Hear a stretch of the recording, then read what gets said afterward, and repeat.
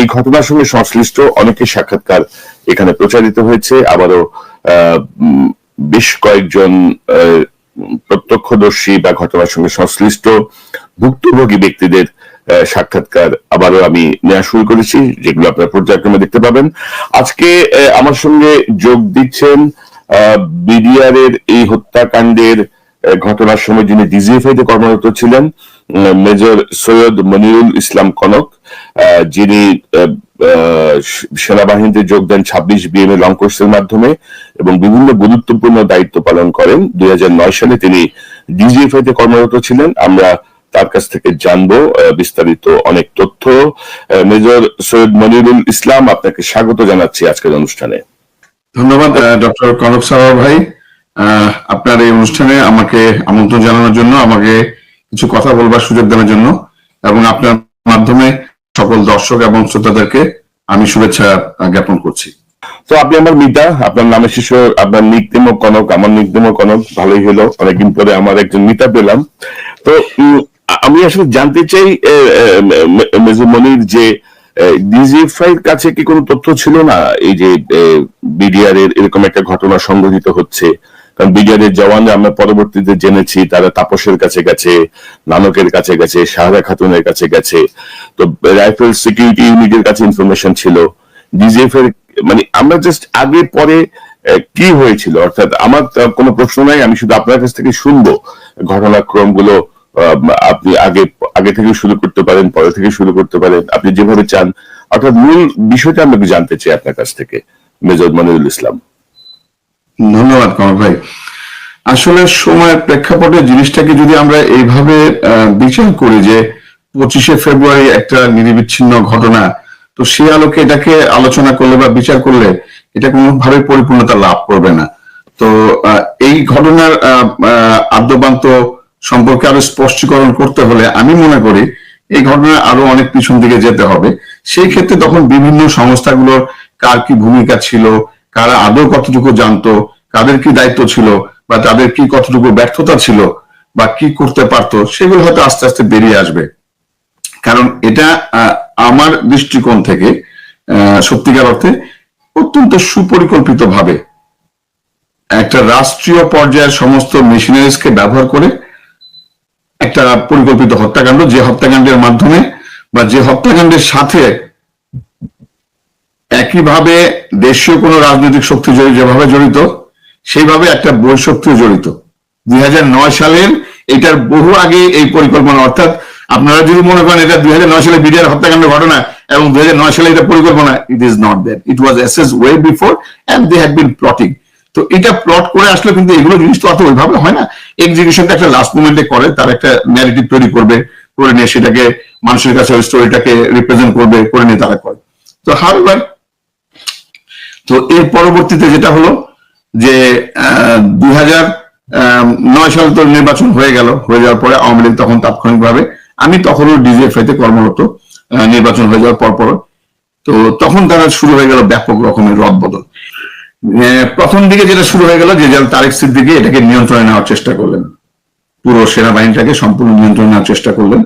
তো প্রাথমিক পর্যায়ে ব্যাপক রদবদল করে ফেললেন এই সংস্থা থেকে, এখানে মানে সমস্ত অফিসারদের পূর্ণ যারা ছিল ধাপে ধাপে পর্যায়ক্রমে সিনিয়র থেকে শুধু আমাদের পর্যন্ত আসতে আসতে, আমি তখন মেজর, তো আমাদের পর্যন্ত আসতে আসতে তো সময় নিচ্ছে মাত্র। কিন্তু ভারতের বোধহয় আর তর্স হইল না আসলে। ওরা মানে যেটা চাচ্ছিল আমার মনে হয় যে শক্তিভাবে বা ওদের ভিতরে হয়তো এমনও কাজ করছিল যে কি জানি শেখ হাসিনা আবার শেষ পর্যন্ত ওই শেখ মুজিবুর রহমানের মতো বলে বসবে কিনা যে না তোমার সেনাবাহিনী ফিরিয়ে নিয়ে যাও। তো মানে এরকম আবার কোনো কিছু বিট্রে করে বসবে কিনা শেখ হাসিনা যে না না না এগুলো করা ঠিক হবে না, তুমি আমার দেশে সেই ধরনের একটা মানে অপারেশন কন্ডাক্ট করবা আর আমার সেনাবাহিনীর অফিসাররা মারা যাবে এবং আমি এটাকে সামাল দিতে পারবো বলে আমার মনে হয় না। তো সেগুলো আর ওরা ঝুঁকি নিতে চাইলো না, কারণ মানে শুরুতে যেটা বলে না যে মানে দ্রুততার সাথে এটা তখন মাথার মধ্যে চলে আসলো, নাহলে এত দ্রুত অল্প সময়ের মধ্যে, এবং যে কারণে কিন্তু ল্যাবস গুলো এবং যে কারণে কিন্তু আমরা আজকে এই জিনিসগুলো বুঝতে পারলাম। কারণ ইন্টেলিজেন্স পরিকল্পনাতে তাড়াহুড়া করলে কিছু কিছু ভুল ত্রুটি হয়ে যায়। তো সেই ক্ষেত্রে তাদের কিছু তাড়াহুড়ার কারণে কিছু ভুল ত্রুটি স্বাক্ষর তারা রেখে যায়। তো সেগুলো সূত্র ধরে কিন্তু আমরা আজকে এই অবস্থাতে বা এগুলো পর্যালোচনা আনতে সক্ষম হয়েছে আসলে, আমি যেটা মনে করি। তো যাই হোক, তো 2025 সালের আগে মানে ফেব্রুয়ারির তো তখন তো মাত্র সরকার নতুন ফর্ম করে অফিসাররা বিভিন্ন জায়গাতে অবস্থান নিচ্ছে, সিভিল প্রশাসন বলেন, পুলিশ অ্যাডমিনিস্ট্রেশন বলেন, সব জায়গাতে তখন চেঞ্জ চলছে, প্রত্যেকে যাদের নিজস্ব লোকজনদের, এটা আমাদের কালচার চলে আসছে, ঠিক আছে, তারও নিশ্চয়তা দরকার আছে, ভালো কথা। কিন্তু এখন যে জিনিসটা হলো সেইটা একটা জিনিস, আর দলীয় আনুগত্যতা আরেকটা জিনিস। আপনি যখন রাষ্ট্র দায়িত্বে থাকবেন তখন কিন্তু দলীয় আনুগত্যতার কোনো অবকাশ নাই। আপনি মতাদর্শ যাই থাকুক না কেন, একটা মানুষের একটা অধিকার, নৈতিক অধিকার, সে যে কোনো রাজনৈতিক দলের মতাদর্শ বিশ্বাস থাকতেই পারে, কারণ সে তো ভোট দেয়, দেশে ভোট দেয়, এই দেশের সিটিজেন। তো তাকে ভোট দিতে হলে তাকে বিচার বিবেচনা করে ভোট দিতে হবে, আমি কাকে ভোটটা দিব। তো কোন একটা আদর্শ তাকে বিশ্বাস করতেই হবে, সেটা অন্য জিনিস। আর আমি আমার কর্মক্ষেত্রে ব্যবহার করাটা অন্য জিনিস, কারণ এটা তখন কনফ্লিক্ট অফ ইন্টারেস্টে কাজ করে। তো হাইবার, তো এখন তারা সেইভাবেই তাদের লোকগুলো, বাট তারা যেটা করে ফেললো তারা একটু এক্সট্রিম করে ফেললো। তো যাদের সম্পর্কে বিতর্কিত আছে বা যা কিছু আছে তাদেরকেও তারা বিভিন্ন জায়গাতে প্রদান করা শুরু করলো।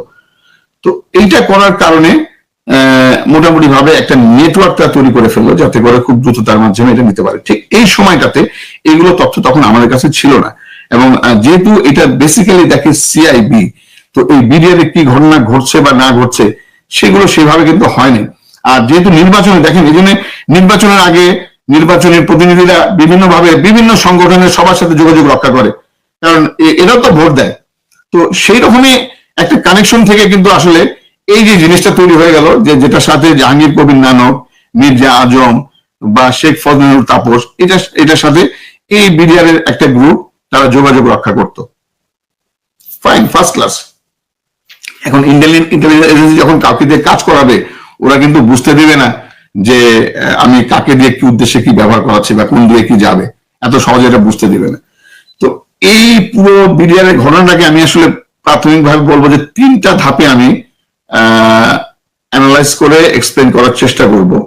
সো এখানে একটা বিষয় আসবে পুরোপুরি পরিকল্পনা, আরেকটা বিষয় আসবে ওটার এক্সিকিউশন বা বাস্তবায়ন, আরেকটা বিষয় আসবে আপনার পরবর্তীতে এই হত্যাকাণ্ডটাকে ধামাচাপা দেবার জন্য কি কি পদক্ষেপ বা অন্য খাতে প্রবাহিত করবার জন্য কি কি পদক্ষেপ, কি কি কার্যক্রম গ্রহণ করা হয়েছে, সেই 3টা আঙ্গিকে। এবং যেহেতু সৌভাগ্য দুর্ভাগ্যক্রমে, মানে এটা একটা কথা সত্যি বলে, আসলে আমি আজকে না নিজেকে এখন অনেকখানি খুব হালকা ফিল করছি ভাই। মানে এতদিন মনে আমার বুকের ভিতরে একটা জগদ্দল পাথর বসেছিল, যে এই যে কষ্টটা, মানে না বলার যে কষ্টটা। আর এটা তো শুধু ঘটনা, এরপরে তো আমার জীবনে আরো অনেক টর্চার গিয়েছে, তারা টর্চার করেছে। 21 আগস্টের ঘটনা নিয়ে তারা আমাকে বহু টর্চার করেছে, আমাকে গুম করে রেখেছিল কয়েকদিন। তো সেগুলো আসছি আমি পরে। তো যাই হোক, তো এখন এটা চলতে থাকলো। তো ডিজিএফআই অ্যাজ ইউজুয়াল কাজ শুরু হয়ে গেল, তখন নর্মাল অফিসার পোস্টিং আসছে যাচ্ছে। এর মধ্যে এখন 25 ফেব্রুয়ারি আগে আমাদের বোধহয় মেজর সেরকম কোনো ইভেন্ট ছিল না। তো আমি এখন সরাসরি ওই দিনের সকালে ঘটনাতে চলে যাই। চলে গেলে তখন যেটা হবে, সকালবেলা আমাদের নর্মালি সিটিআইবিতে কাউন্টার ব্যুরোতে একটা ব্রিফিং হয়, মর্নিং ব্রিফিং বলি আমরা। তো মর্নিং ব্রিফিং এ সাধারণত আমাদের সব জিএসটি যারা থাকে তারা থাকেন, তারা প্রত্যেকে যার যার ডেস্ক নিয়ে ব্রিফিং করেন, এবং ওখানে জিওনরা উপস্থিত থাকেন, ডাইরেক্টর উপস্থিত থাকেন। তো ওই 25 ফেব্রুয়ারির দিন একটা উল্লেখযোগ্য ঘটনা এখন, সেটা হচ্ছে যে 25 ফেব্রুয়ারির কয়েকদিন আগেই আমার জীবন ছিলেন lieutenant colonel Moazzem Hossain, artillery core officer. আমি আবার রিপিট করি নামটা, কর্নেল মোয়াজ্জেম, উনি আর্টিলারি কোর অফিসার। উনাকে বদলি করে দেওয়া হয়েছিল বিডিআর এ। উনার বিডিআর এ যোগদান করার কথা, উনি বিডিআর যোগদান করার আগে অসুস্থ হয়ে পড়লেন, এবং অসুস্থ হয়ে যাওয়ার কারণে উনি তখন সিএমএ থাকলেন, ফলে উনি জয়েনিং টাইমে থাকলেন, এবং বিডিআর এর ওই 25 তারিখ 2009 আগে ওনার জয়েন করা সম্ভব হয়নি। তাহলে মানে 25 তারিখ 2009 তারিখে, 25 ফেব্রুয়ারি 2009 তারিখে কর্নেল মোয়াজ্জেম তখন ওনার বাসস্থানে অবস্থান করছেন। রাইট, এখন তাহলে উনাকে রিপ্লেস করা হলো কাকে দিয়ে? উনার জায়গাতে আসলেন কর্নেল সালে, ইঞ্জিনিয়ারিং করে। এই যে এখন আমি বললাম, কে এই কর্নেল সালে? এই কর্নেল সালে ছিলেন জিএসও 2 কড এজিস, মানে এজিস তখন অ্যাডজুটেন্ট জেনারেল কে ছিলেন? জনাব তারেক সিদ্দিকী। তাহলে তার কড অফিসার হচ্ছে খুব এক্সক্লুসিভলি পার্সোনাল অফিসার, যারা সমস্ত কিছু সমন্বয় করেন এবং অনেক ব্যক্তিগত তথ্য দিয়ে অত্যন্ত মানে বিশ্বস্ত এবং আস্থাভাজন একজন অফিসার। তাহলে এই জিএসও 2 কড কে, কর্নেল সালেকে কোথায় দিলেন? সিটিআইবি তে দিলেন। কারণ সিটিআইবি অপারেশনালি যে কি ধরনের কর্মকাণ্ড করে by now Tarek Siddiqui is fully aware. তো তখন উনাকে এখানে বসানো হলো, এই কর্নেল সালেকে। আচ্ছা, মজার ব্যাপার হলো ডাইরেক্টর ছিল ব্রিগেডিয়ার জেনারেল এমাদ 7 বিএম করছেন, উনি আমার প্ল্যান কমান্ডার ছিলেন, ভেরি রেজিমেন্টেড অফিসার, ট্রেডিশনালি একদম ফাইটিং ফোর্স ইনফেন্ট্রি অফিসার। তো উনি আসলেন, উনি তো ছিলেন, কিন্তু সেই সময় ডাইরেক্টর সেড ইজ চেঞ্জ। তাহলে ওই দিন আপনি মজার ব্যাপার দেখেন, ওই দিন কিন্তু সিটিআইবিতে ডুয়েল কমান্ড, তখন ডুয়েল কমান্ডকে তখন ওখানে জয়েন করলেন নতুন ডাইরেক্টর হিসেবে ব্রিগেডিয়ার জেনারেল ইমরুল কায়েস, উনি আর্মার্ড কোর অফিসার। উনার ভাই সম্ভবত একজন পররাষ্ট্র সচিব ছিলেন মিজানুল কায়েস। তো তো এখন এই হলো তখন অবস্থাটা আপনি দেখেন, অর্থাৎ মানে কি তখনও কিন্তু ট্রানজিশন পিরিয়ডটা চলছে, যে নতুন আসবে যাবে সেই, তো স্বাভাবিক কার্যক্রম কিন্তু এমনি মানে ব্যাহত। ফাইন, এই অফিসারগুলো এখানে সকালবেলা তখন আমারও তখন আরো কিছু নতুন অফিসার নিয়ে আসছে, তখন আমি জানি না, আমার তখন পোস্টিং হয়নি, তো আরো বেশ কিছু নতুন অফিসার আসছে, রুবায়ত নামে একজন অফিসার আসছে, পুরনো অফিসার ছিল তখন মেজর শামীম ছিল পুরনো officer, major Mansur, major Anis, এরা পুরনো অফিসারদের মধ্যে কিছু ছিল তখনও। আর নতুনের মধ্যে মেজর রুবায়ত নামে একজন অফিসার আসলো, মেজর কামরুল নামে একজন অফিসার আসলো নতুন, তো চেঞ্জ ওভার হবে আর কি। তো গ্রাজুয়ালি বাকিরা তখন অবস্থান করে। হঠাৎ করে এই major Rubayat, interestingly major Rubayat হলো আবার সম্ভবত বাহাউদ্দিন নাসিমের আত্মীয় বা কেউ হবে আর কি, ওর কোন সামথিং হিজ রিলেটিভ। তো ওই রুবায়ত সকালবেলা দ্রুত এসে আমার এখানে, ও তখন আমার সিটিআইবি সম্বন্ধে লস্কর দেবা সম্বন্ধে বোঝার চেষ্টা করছে যে আমার জন্য, সে আসছে আমার এখানে, আমার বসে ফাইল টাইল পড়ে। তো হঠাৎ করে দৌড়ে আসে সকালবেলা, তখন অ্যারাউন্ড 9টার মতোই বাজে বোধ হয় এরকম টাইম, অ্যারাউন্ড 9, আমরা মাত্র ব্রিফিং শেষ করে যে যার রুমে আসছি মাত্র, তখনই ও এসে বলে যে স্যার আমার কাছ থেকে ফোন আসলো, আমার এক কোর্সম্যান ভিতর থেকে বললো যে বিডিআর এর ভিতরে কি নাকি গন্ডগোল হচ্ছে, এবং ওখানে নাকি দরবার হলের ভিতরে একটা গন্ডগোল, it is a vague news. তো এরকম একটা বিডিআর এর হলের ভিতরে গন্ডগোল হচ্ছে, আমরাও সেভাবে গুরুত্ব নিলাম না, কারণ ওকে গন্ডগোল কেন হচ্ছে একটা সিআইবি দেখবে, this is the matter of the CIB, এটা সিআইবি, সিটিআইবি আসলে এগুলো না, ফাইন। কিন্তু ইন দি মেইন টাইম আরেকজন এসে বললো যে না স্যার ওখানে আমরা গোলাগুলি শব্দ পাইছি। মজার ব্যাপার হলো এই মুহূর্তে যখন এরকম হলো, বাট আমার সঙ্গত কারণেই মানে যেটাই আমি বলি না কেন, আমার তো যে বলতে হবে, আমার জীবনকে সাথে সাথে আপনারা বলবেন স্যার এরকম একটা তথ্য আসলো, এটা কি ব্যাপার স্যার। তো জিয়ান তখন কর্নেল সালে, উনি ঠিক জাস্ট আমার অপোজিট রুমে বসেন, মানে আমি দরজাটা খুললে বা দরজা খুলে আমাদের দেখা যায় একদম ফেস টু ফেস। আমি চেয়ার থেকে উঠে গেলাম, গিয়ে বললাম যে স্যার রুবাইতের কাছ থেকে শুনলাম যে এরকম নাকি বিডিআর ভিতরে গন্ডগোল হচ্ছে, বলে হ্যাঁ ঠিক আছে, এগুলো অসুবিধা নেই, এগুলো আমাদের দেখার বিষয়, এটা সিআইবি ডিল করবে। তো এটা যখন আমি বললাম, ইন দি মেইন টাইম একটু মানে বলো তুমি তোমার ডেস্কে যাও, দিয়ে কাজ করো, তুমি তোমার ডেস্কে গিয়ে কাজ করো। আমি ঠিক আছে ওকে, আমি আমার ডেস্কে চলে আসলাম। বাট তখন কিন্তু আসলে বুঝি না যে আসলে কি হচ্ছে, কিন্তু বোধহয় আর কয়েক মিনিটের মধ্যে বুঝা গেল যে এটা কোনো স্বাভাবিক গন্ডগোল না, এটা there is something wrong going on which could cause serious damage, which could cause the fire, which could cause injury and some threat to the officer। এবং এখানে ওই বিডিআর এর জওয়ানরা এই ধরনের এক ধরনের মানে বিদ্রোহের মতো ঘোষণা করতে যাচ্ছে, সামথিং লাইক দ্যাট, এরকম একটা ইনফরমেশন আমাদের কাছে তখন চলে আসলো। এটা যখন চলে আসলো তার একটু পর পরে তখন নিচতলাতে অবস্থান করতেন হলো, ওটা ডাইরেক্টর রুম ছিল আমার ফ্লোরের থেকে ইমিডিয়েট নিচের ফ্লোরে। তো বোথ ডাইরেক্টর তখন উপরে উঠে আসলেন, কারণ আমাদের ব্রিফিং রুমটা কিন্তু উপরেই, আমার রুমের পাশে হলো ব্রিফিং রুমটা ছিল। তো ওনারা তখন আবার দুজন দ্রুত গতিতে চলে আসলো, তখন এসে বললো যে সালে কি ঘটনা ঘটতেছে, do you have any knowledge. তো উনি সালে স্যার বললো যে স্যার আমি একটু পরে জানাচ্ছি। তো উনি ভিতরে চলে গেলেন, গিয়ে ফোনে কথা বলেন, তখন আমি বুঝতে পারিনি ফোনে কোথায় কি কথাবার্তা বলতেছেন, আমি জানি না তখন। যাই এরপরে আসলেন, তখন আমি তখন বললাম যে স্যার আমরা তো সিটিআইবি এই ধরনের কোনো কিছু হলে সিটিআইবি একটা টিম থাকে যারা ইকুইপড এবং organise, so we can send a team to see, এবং কি হচ্ছে যদি সিআইবি দেরি হয় আমরা মনে একটা টিম পাঠাইতে পারি। তো উনি বললেন না না না না, এগুলো তোমরা 111 সময় আবুল তাবুল অনেক কাজ করে বসছো, এগুলো এখন থেকে হবে না, সিটিআইবি মানে যখন তখন যা কিছু এগুলো করতে পারবে না, go and sit down your desk, do your routine job, তোমরা তোমাদের যা যা রুটিন কাজ করো। তো উনি, আমি দেখলাম যে বিষয়টা একেবারেই মানে গুরুত্বই নেই। তখন সময় মনে করেন আপনি অ্যারাউন্ড 9:30 হবে, মানে এত মানে ঘটনাগুলো এত দ্রুত প্রভাব হচ্ছে, কারণ একটা সেন্সিটিভ ব্যাপার তো, যে যেটাই হোক না কেন ওখানে সেনাবাহিনী অফিসার, এবং ওই ভিতরে অফিসাররা কিন্তু ইতিমধ্যে বিভিন্ন প্রান্তে তারা যোগাযোগের চেষ্টা করছে, কেউ র্যাবে যোগাযোগের চেষ্টা করছে, কেউ এখানে ওখানে ভিতর থেকে যে যেভাবে পারছে। তো এইরকম একটা সময়ের মধ্যে যখন এই অবস্থা হলো, তখন উনি আমাকে এসে বললো যে আচ্ছা ঠিক আছে, তুমি এক কাজ করো, আমাকে ডাকলো প্রথমে, বললো যে তুমি এক কাজ করো, তুমি বরং ইয়েতে চলে যাও, জাহাঙ্গীর গেটে চলে যাও। আমি তখন মানে রীতিমতো চিন্তিত হয়ে গেলাম যে জাহাঙ্গীরকে গিয়ে আমি কি করবো। তাই বললাম যে স্যার জাহাঙ্গীরকে গিয়ে আমি কি করবো স্যার, ওখানে আমার কি কাজ হবে যে আপনি আমাকে জাহাঙ্গীরে যেতে বলতেছেন। তো বলে যে তুমি জাহাঙ্গীরে গিয়ে তোমার মেইন কাজ হবে যে সেনাবাহিনীর ভিতর থেকে, অর্থাৎ সেনা সদর বা মানে আমাদের ঢাকা ক্যান্টনমেন্টের ভিতর থেকে কোন ধরনের অস্ত্র শস্ত্রে সজ্জিত কোন ধরনের ভারী যানবাহন বের হয়ে যায় কিনা। তাহলে এটি যখন উনি আমাকে বললেন, তো তখন আমি রীতিমতো বিস্মিত বললাম যে স্যার এই কাজের জন্য তো মানে আমার ওখানে যাওয়ার দরকার পড়ে না, এটা আমি আমার একজন ফিল্ড রিপ্রেজেন্টেটিভকে পাঠিয়ে দিলেই চলে, সে তো অনেক সেটা করতে পারে। বললাম না, যেটা বললাম তুমি সেটা করো। এবং তাৎক্ষণিকভাবে তখন সে ডাকলেন কর্নেল মেজর মাসুরকে। তো মেজর মাসুরকে তখন উনি ডাক দিয়ে নিয়ে বললেন তুমি চলে যাও 14 ইন্ডিপেন্ডেন্ট ইঞ্জিনিয়ার ব্রিগেড, তুমি ওখানে চলে যাও। তো ওখানে চলে যাবে, তুমি ব্রিগেড কমান্ডার ওখানে গিয়ে থাকবা, তাদেরকে কোনো তথ্য সহযোগিতার ব্যাপারে।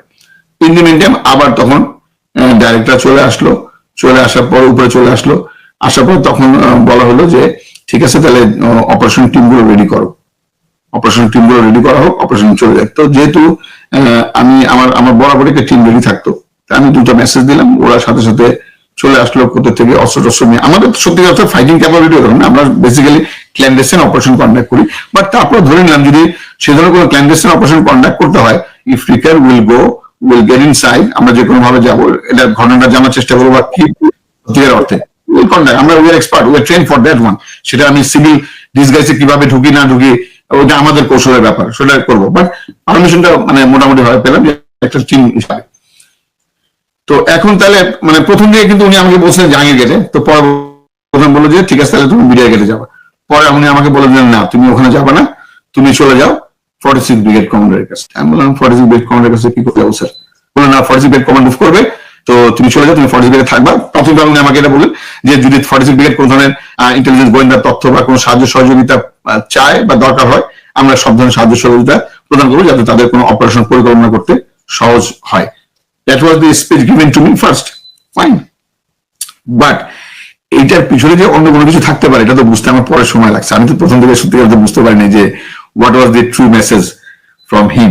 তো আমি চলে গেলাম 46 ব্রিগেডে। তখন ধরেন 9:40 মতো আমার ছোটখাটো একটা সার্ভাইলেন্সের গাড়ি ছিল, ওইটা নিয়ে গেলাম। আমার এফএসআর যে কয়েকজন ছিল ওরা নিয়ে আসলো ব্যালেস্টোর সব। তো ব্রিগেডিয়ার জেনারেল হাকিম একজন ইনফেন্ট্রি কমান্ডার হিসাবে সত্যিকার অর্থে উনি আমাকে ইনফেন্ট্রি অফিসার হিসেবে আগে চিনতেন বা জানতেন। আর যেহেতু 9/11 সময় 46 ব্রিগেড কমান্ডার ঢাকাতে ছিল এবং আমাদেরকে একসঙ্গে অনেক কাজ করতে হয়েছে, সো উনি প্রায় অফিসে আসতেন, এদিকে উপরে দেখা হতো, জানতাম।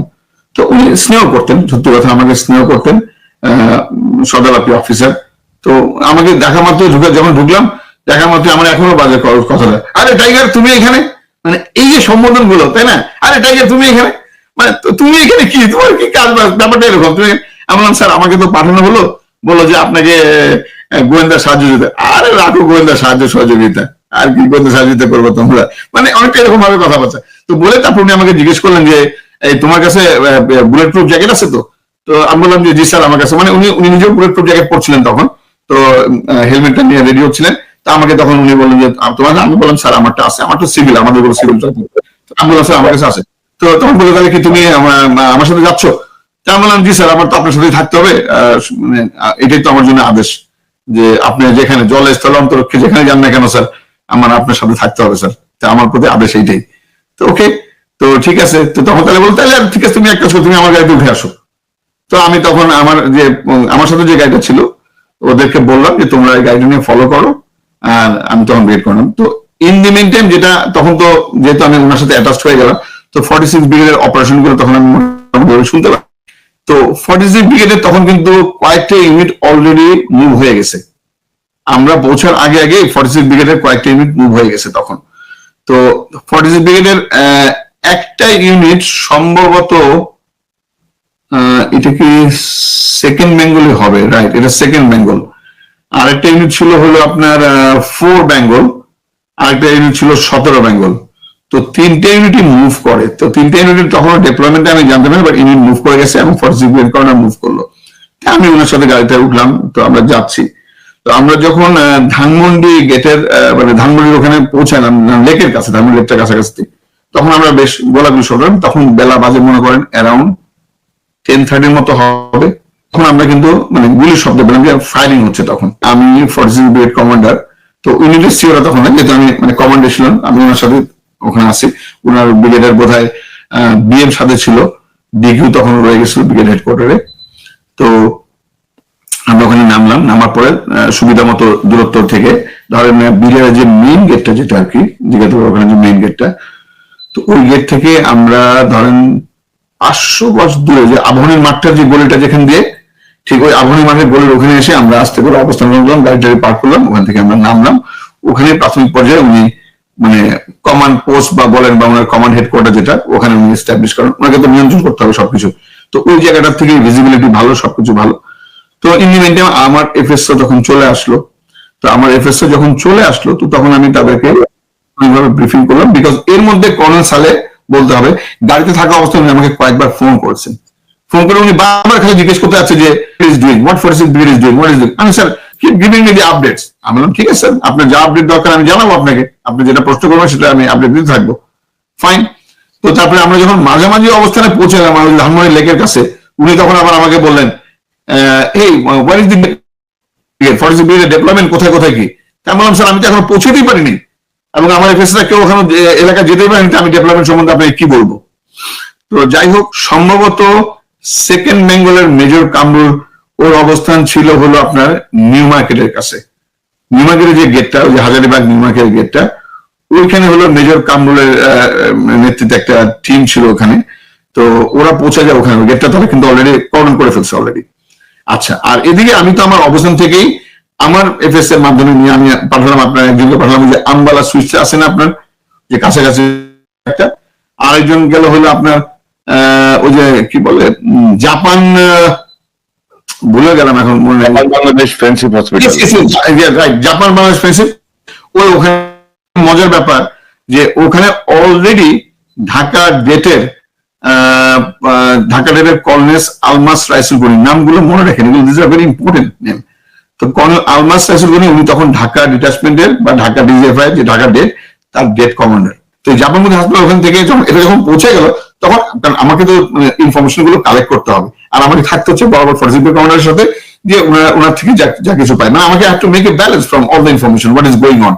তো সে অনুযায়ী তো প্ল্যান প্রোগ্রাম হবে, যা কিছু হবে। তো ফাইন, এখন তখন পর্যন্ত কিন্তু বিশ্বাস করেন মানে কেউ কিন্তু আসলে তখন কিছু বুঝে উঠতে পারছে 10:30 পর্যন্ত we do not know what is going on inside. True সেন্সে তখন পর্যন্ত কি হচ্ছে ভিতরে, ট্রু সেন্সে we do not know anything inside.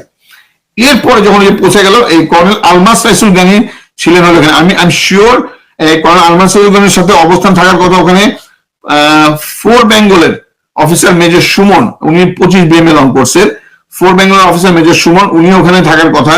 তারপরে র্যাবের একটা টিম ছিল অলরেডি, র্যাবের বোধহয় কর্নেল জামান হবেন সম্ভবত, ওই কর্নেল জামানেরও ওইখানে থাকার কথা, ওই বিল্ডিং এর ওখানে।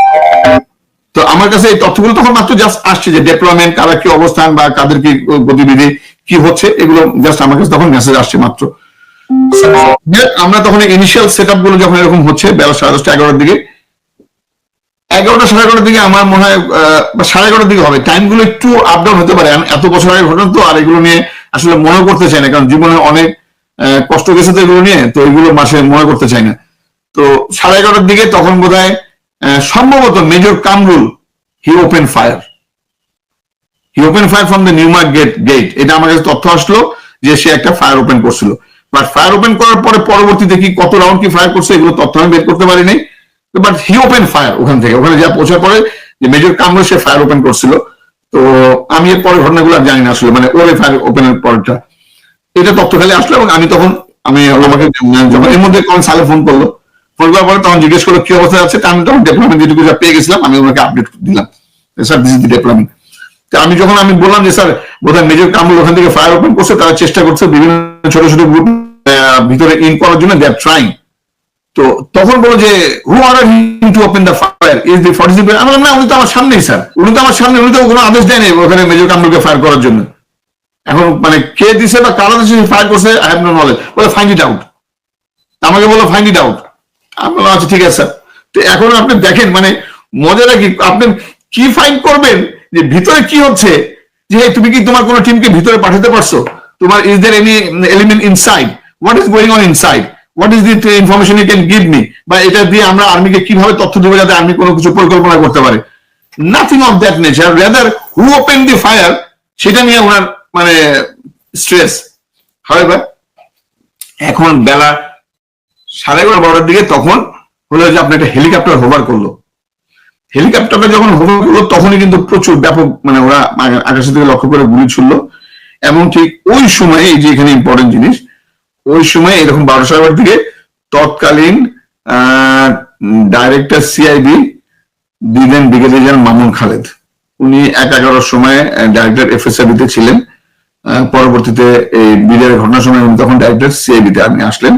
তো উনাকে নিয়ে আসা হচ্ছে অ্যাকচুয়ালি ট্রু সেন্সে, ওখান থেকে এফএসআইবি পরেও তাকে সিআইবি তে আনা হলো। তো এই ভদ্রলোক যথেষ্ট আস্থাভাজন জনতা দিকে, এবং উনি তখন ওখানে চলে আসলেন ডাইরেক্টর সিআইবি। আমার ডাইরেক্টর কিন্তু তখনও হেডকোয়ার্টারে, কারণ তখনও দুজন ডাইরেক্টরের মধ্যে হস্তান্তর গ্রহণ প্রক্রিয়া চলছে আর কি, চলমান। তো ওনারা তখন দুইজনই ওখানে অবস্থান, তারা তখন কেউ এই সিনে আসেন নাই।